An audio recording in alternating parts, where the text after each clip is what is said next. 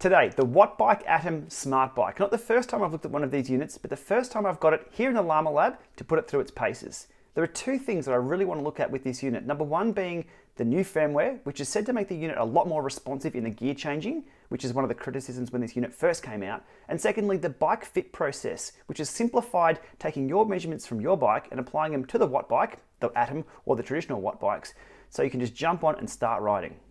Backing up first, what is the WattBike Atom? Well, it's a smart trainer built into a bike form factor. Think Kicker, Neo, Drivo, Hammer, but with a bike attached to it. So simplifying everything and giving you the same experience as you'd expect. So sim mode for hills, going up and down, and also erg mode, where you set those watts and you have to do those watts or you encounter the spiral of death. The Atom also includes a few nifty little things like pedal stroke analysis.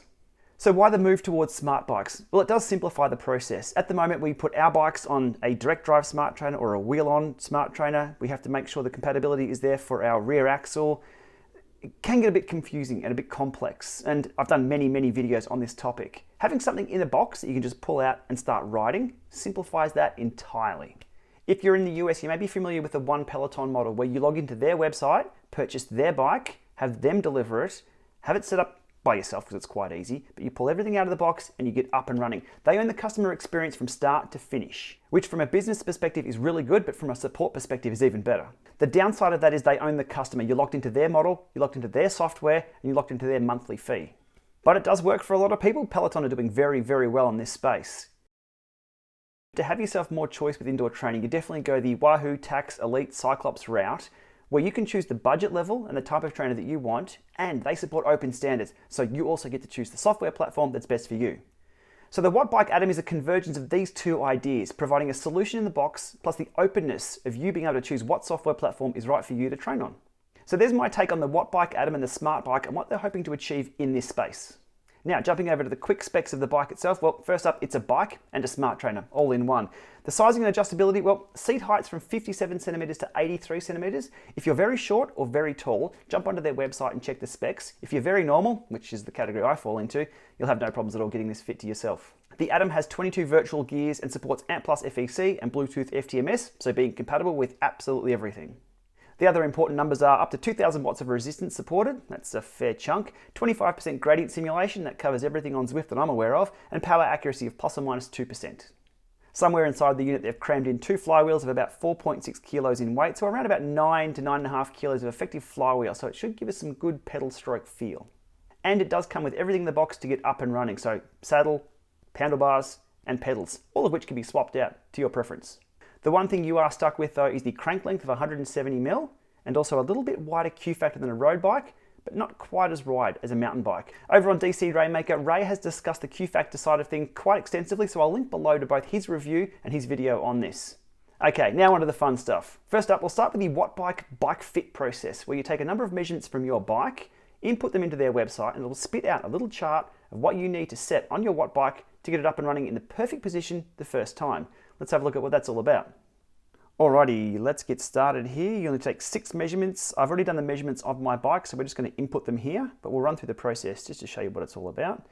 Okay, first up, measure the saddle, pretty much where your sit bones are-ish. We've done that. Okay, measurements, it's all visual, so you'll see what happens here. Okay, so first up, AX. My AX is 530 millimeters. My AY, so seat height from the floor, 1010 millimeters. The center of the bottom bracket down through the floor there to the back of the rear wheel was 740 millimeters.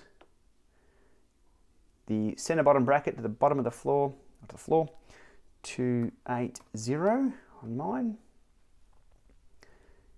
Now this is an interesting one. This is from where your center of the hoods are, straight down and then to the rear back of the wheel there. But that was 3020 on my bike. This was all taken from my giant TCR, which is probably not the best bike fit, but it's what I'm comfortable with at the moment. And then plumb bob straight down from the center of the hoods themselves. Whoa, I'd like to lower this, but let's go that for now. That's what the measurement was. and choose the crank length. Now, as I said before, the WattBike Atom comes with 170mm cranks, so I'm keen to see, I run 172.5s in the roadie. Keen to see what it does in regard to that. Aha, now here's a cool one. With those numbers, you can then take them to anywhere with the WattBike, either the Pro/Trainer model or the WattBike Atom. So once you've got those numbers, write them down, keep them. And if you go to any spin studio or any class that has a WattBike, any type, you'll know exactly what to set them to. That's pretty cool. Anyway, we hit next, and here we go. It's got all my results here. So set the bike saddle height to 74.4. Now my saddle height on the bike is 76. So we'll put that to the sword later on when I've got everything set up, but that's the setting that says is equivalent. Forwards 4mm on their saddle. I use a specialized power saddle or a Pro Stealth, I think it is. The shorter, stubbier saddle, so I might need to tweak the saddle a little bit. However, ballpark, that should get me about there. Handlebar height adjustment there, so 630mm. And handlebar forwards backwards position 51mm. So all the markings are on the bike there. I should be able to run through that. And here it'll even email me that little report. Let's have a look at that. And bang, there we are, my quick fit guide for getting on the bike. Right, all that out of the way, let's get this thing out of the box and in the Lama Lab. So the unit does come in a pretty large box. It says 50 kilos on here, and it wouldn't be too far off. Okay, let's get stuck into it.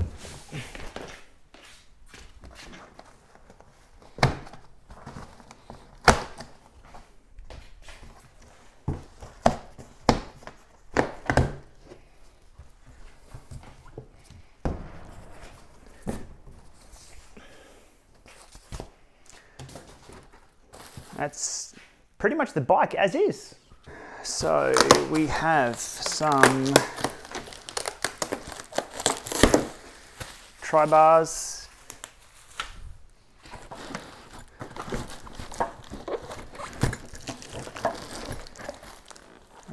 pedals, pads, power, tools. Cool. Manual. Now I don't want to break this box because this does have to go back. We want to lift that out of there somehow.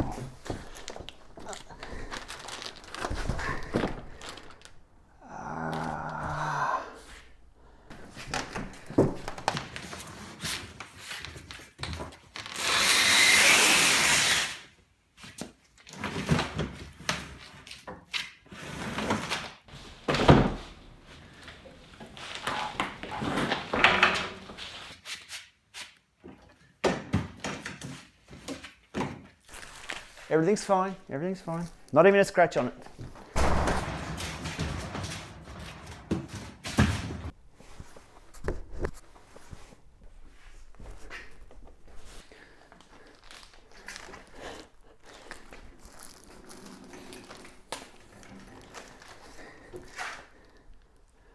Okay, it's got pretty cool little wheels on the front to move the thing around.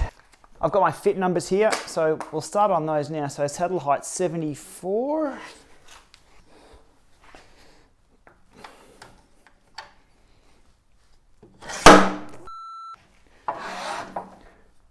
Okay, seat height 74.4.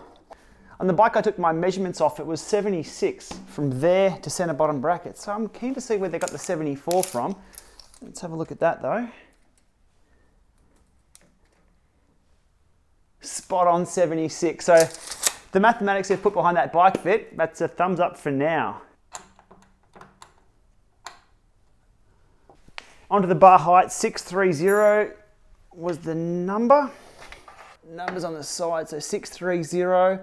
I'm going to bring that down a little bit because the TCR that I have is a little higher on the front end than the S-Works that I love a little bit more. 62 on that.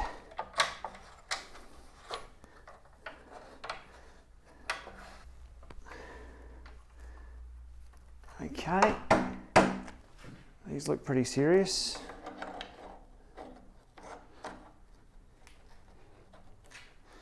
Kind of.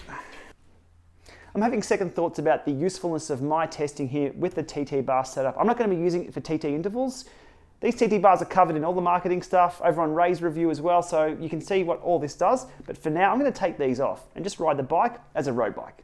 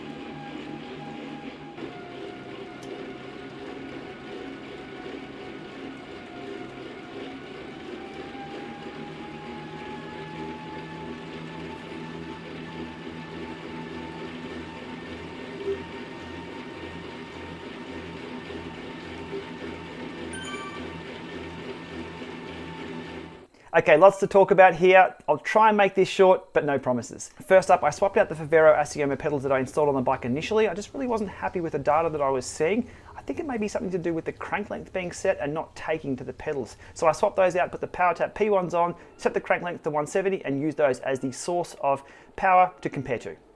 Jumping straight over to DC Rainmaker's analysis tool to have a look at how this unit performed in the Lama Lab test. First up, erg mode. 20-minute steady state, into a few sprints. First up, yes, there was a small drop there from the PowerTap P1 pedals. We can ignore that mostly for now. I'll look into that later on. What we're seeing there though, it's holding pretty close watts to the PowerTap P1, so accuracy-wise, we'll have a chat about that in a minute, but not too bad. But the glaring thing happening here that you can see is it's very, very jagged, up and down by plus or minus 20, 30, 35 watts every pedal stroke almost, so very unsmooth data coming out of the Atom. That does translate to the pedals as well. The pedals are quite quick in their response and reporting, and they're reporting what I was feeling through the pedals, which was just really not flatline smooth. So 200 watt mode, it held me within that zone on average, up to 250 watts, and then into 2 sprints at the end there. 2 sprints because the first one spun out on me. Again, more on that in a second. One observation from the cadence data was I was getting cadence drops, and as you can see here on the screen, it's on regular intervals. So something's up with that. This has been discussed on Atom user groups as well. So I'm thinking it's a known issue that the engineers are probably looking into, but there we go. I encountered some cadence drops. I was also recording speed from the flywheel as well as speed within Zwift, but the speed from the flywheel also saw some inconsistencies. Jumping in here to the steady state test for the 20 minutes, you can see there that I was holding flatlined power at 200 watts, give or take a few. The speed was really jumping up and down quite a lot. In the 250 watt zone there, it was jumping up a lot. So you can see they're very, very inconsistent. And I had 2 sprints at the end of that. The first sprint just didn't exist on the speed reporting from the WattBike Atom. It completely missed that. Second sprint, you can see it there, but really, given the power I was putting out and the cadence I was at, I'd expected that to be a lot higher. So something's up with the speed reporting from the unit too. Those speed and cadence drops were a little bit of a concern. If these are just over the air that are dropping out and internally to the system, they're not happening, that's fine. But if these are dropping out internally as well, then the whole operation of the unit could be compromised. Just a guess at what's going on, but it really wasn't pretty seeing those drops and seeing those that data jump up and down in the speed zones. Power accuracy wise, within the steady state test, I was seeing between 8 and 10 watts difference, pretty much across the board there in the 200 watts and the 250 watts. That's within range. The WattBike Atom is plus or minus 2%. the PowerTap P1 pedals plus or minus 1.5%, and one is measuring on the pedals and one is measuring on the drivetrain. So they do fall within that accuracy window. I'd like to see them 1-for-1 matching perfectly like we see with a few other things, but that is what it is, just an observation. Now, onto the sprinting itself and a further discussion on how the unit operates. Diving in here closely to the sprints, you can see here it tops out pretty quick on the WattBike Atom and then drops off very, very fast. What's happening there is I was spinning out on the unit. At the end of my 250 watt zone, I really grab a handful of gears and give it everything I've got. I prepare for it, I unleash all hell, or well, all hell that I have. The unit just couldn't cope. It spun out. Let's have a look at that.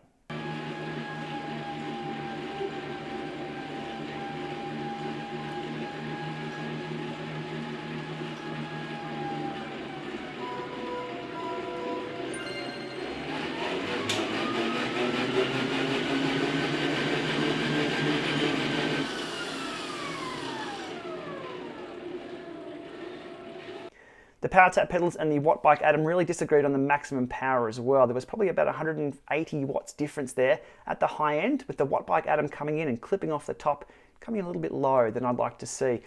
So then I reset myself, just riding along, ripped into another sprint, and we pretty much saw the same thing. It rises up. Obviously the pedals are a little bit quicker to respond, but it still clips off around about, well, here we've got over 200 watts that it's missing from that sprint. So I'm not quite sure what's going on there. Is what it is. Again, my observations of my experience. Now into my overs and unders in erg mode.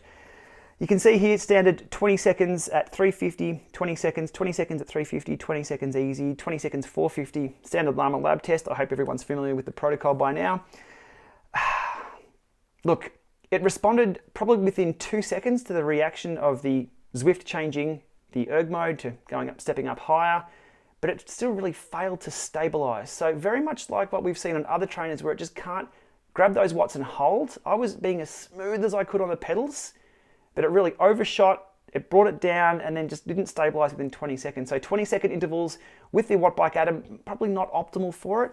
Numbers wise, the pedals indicated that the WattBike Atom was probably underreporting a little bit for the effort that's actually going in. You can see here at the 450 watt zone, they track well together, but the pedals are probably 40 watts higher or so in those short little efforts. So probably not optimal for short efforts, definitely not optimal for sprint efforts from what we saw before. So a little more on the sprinting and my experience that I found with that, with the WattBike Atom on Zwift. It was a really interesting one to try and get my head around. There is a delay with the gears, even with this new firmware. Typically on a sprint, you'll ready yourself up or you'll see someone go and you'll just jump out of the saddle super fast, grab some gears, and as you push that pedal stroke over, you know that gear's clicked down, and in the next jam of the pedals, it's maximum force, maximum go. It's just how it operates. That's how we race outside, that's how we ride outside, that's how we try and beat our mates to that town sign.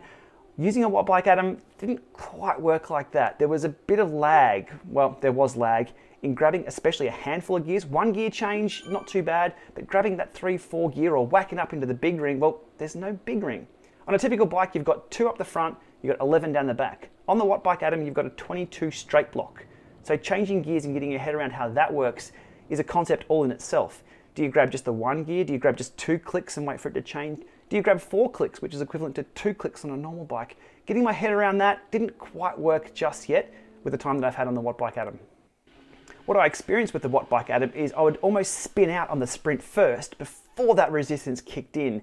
Let me show you what I mean by that with a few examples here. Riding up Watopia Wall, attacking a few riders, sorry to the people on the game I was testing, and look, here's my talk through of what I experienced up Watopia Wall with the WattBike Atom. Okay, just a visual example here of sim mode on the WattBike Atom up Watopia Wall here. So I'm going to change down to the easiest gear on the bike. Okay, so this should be the easiest gear right now. We're on a 4% simulated gradient, 5, 6, 10. And you can hear it bog down there into those simulated gradients.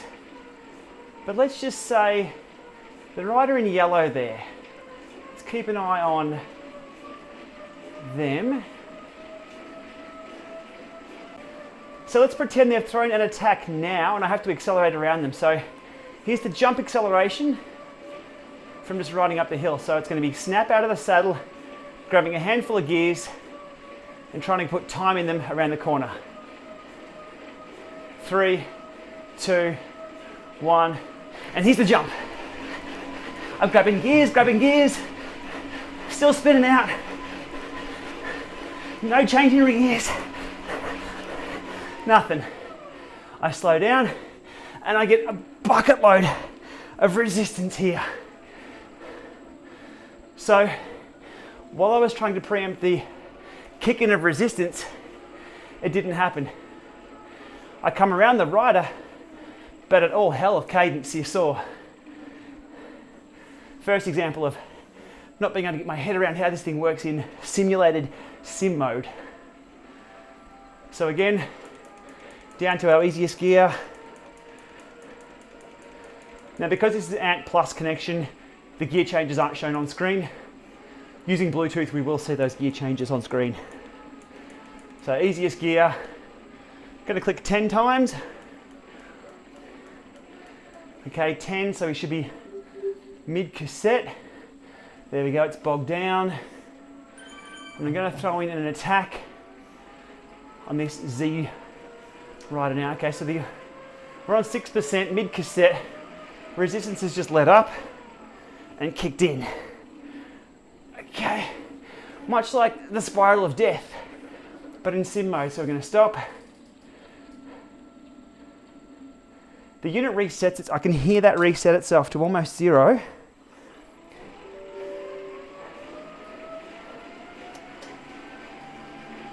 And then it starts kicking back to mid cassette again now. So I can hear that screw resistance unit moving both in and out when it goes down to next to no cadence. So jump sprint again.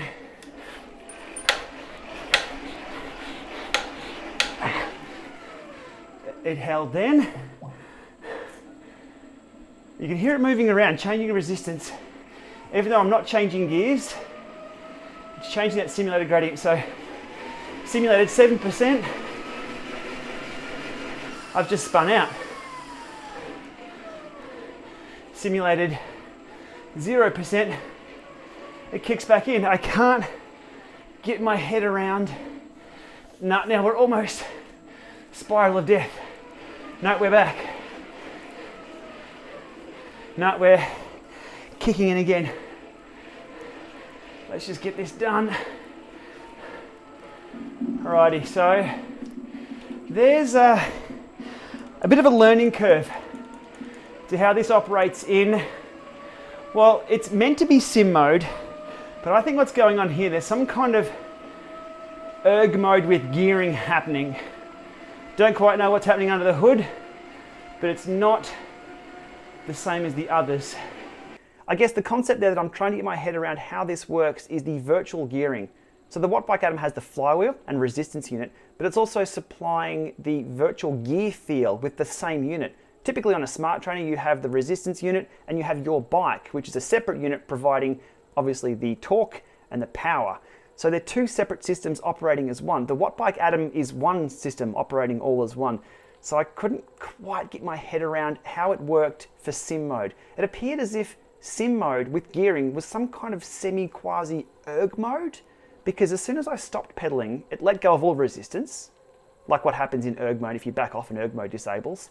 And as soon as I started pedaling again, it went, oh, you're riding a bike again. Okay, well then we'll put you into the gear. Whereas on a traditional bike, on a trainer, you're always in that gear. So it's sort of hard to start off again. You've got to change through the gears. So trying to get my head around that and not being able to see the gears as well was a big one. You're changing blind, you're responding blind, and you're not quite sure where your gear change has gone to over Ant Plus. Over Bluetooth, there's an indication of what the gear has changed into, but you really don't know whether you're in the big ring or the small ring, or you're in the 22nd gear or the first gear. It's a really hard one. Now that's more of a software kind of integration issue as well. But the question is, does Zwift spend time changing the experience and developing for the experience of one smart bike, or do they wait for a standard to come along? And I don't know, it's still early days in this field. So I guess there, in summary, it's different. Is it good different? I'm not so sure. It's something that would take a long time for me to get my head around. I've ridden all the current smart trainers that are on the market. This is my first smart bike that's on the market, and I really couldn't quite grasp how it responded and how quick. It'd take a few weeks, I think, to get my head around how it actually works. Okay, my Zwift experience aside, I loaded up the WattBike Hub, which is their own software platform for this unit. What I experienced with erg mode and sim mode, very similar to Zwift. It all seemed to work okay with those few quirks with how sim mode reacted with slower cadence and things like that. But steady state stuff wasn't too bad, pretty much very similar to how Zwift operated. The post-ride analysis stuff was pretty cool though within the WattBike Hub. You could actually see your pedal peanut for all of your rides. So if you want to go back and really dive in and I guess pick the peanuts out of your ride, you can do that with their software. That's pretty cool. So things that are awesome with this unit, the space saving. This thing takes up probably 3/4, maybe even half the space of a traditional bike and smart trainer, and it's very neat looking. So as a package, as I said about taking something out of a box and just using it, very handy, and it looks really good too. As an all-in-one adjustable unit, this would be ideal for maybe the office gym, probably some spin studios, but I've noted this hasn't really replaced the original WattBike for those track monsters who are ripping at 2000 watts plus. This bike probably isn't suited for that environment where they just snap on the pedals and almost blow things up. The traditional WattBike's probably better suited for that. As for the home environment, maybe the fitness enthusiast would be perfectly suited for one of these. As for the critical road rider, I don't see this unit, the WattBike Atom, replacing our current smart trainers and bikes at this point in time. Price-wise, the WattBike Atom came in a lot lower than what we were expecting. Initially released for £14.99, I think it's £15.99 delivered. Not quite sure on the US or AU dollar figures on that. It's not quite out in those markets yet, but it is well under the quoted price of other potential smart bikes that will be out there soon. Okay, wrapping up my discussion for today, throwing back to my original discussion around, is it a all-in-one in-a-box solution? Yeah, and it works quite well. Pulling it out of the box and doing that bike fit setup was absolutely brilliant. The ride experience that I had there on Zwift was a little unpolished. I felt sim mode just wasn't quite there with a few of those use cases that I put it to the sword with. Riding in a bunch and just riding along, no worries at all. But if you're doing those hard sprints, those quick intervals, or responding to an attack, you're really going to have to spend some time and understand how the system works to, I guess, get on top of that gear. So is it a hardware thing? Is it a software thing? I'm really not quite sure. But anyway, there's my experience with the first smart bike that I've ridden. The craze has only just begun, so I guess game on. Okay, thanks for watching. We'll see you soon.